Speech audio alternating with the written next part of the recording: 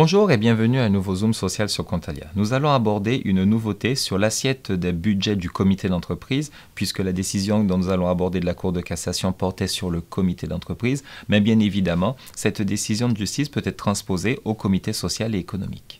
Qu'en est-il des budgets du CSE ? Pour rappel, un employeur devait verser à son comité d'entreprise deux budgets. Un budget au titre du fonctionnement, qui est prévu par le Code du travail et qui est positionné à 0,20% de la masse salariale brute, et un budget qui est déterminé soit dans la convention collective, soit par accord d'entreprise pour les activités sociales et culturelles.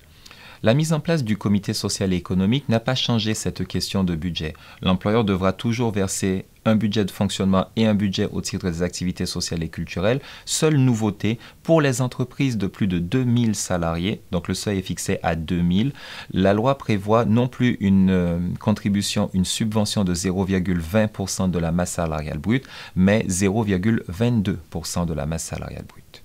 La question justement que nous nous posons et que nous avons déjà abordée et qui a été soumise au Conseil, à la Cour de cassation, a été de savoir comment interpréter cette notion de masse salariale brute. En fait, la question qui est présentée à la Cour de cassation est tout simplement quelle est l'assiette pour fixer le budget du comité d'entreprise et encore une fois aujourd'hui du CSE. L'affaire qui a amené cette décision de la Cour de cassation est relativement simple. En fait, un comité d'entreprise contestait l'assiette de calcul de la subvention de fonctionnement et de la contribution aux activités sociales et culturelles appliquées par l'entreprise. Et ce comité d'entreprise, contestant ces éléments, a saisi le tribunal de grande instance le 7 novembre 2013 pour obtenir le paiement d'un rappel sur chacune de ces subventions. La Cour de cassation, dans son arrêt du 7 février 2018, accessible sur Légifrance, 7 février 2018, numéro 16-16-86, vient de trancher définitivement ce litige qui l'opposait depuis de longues années au juge du fond.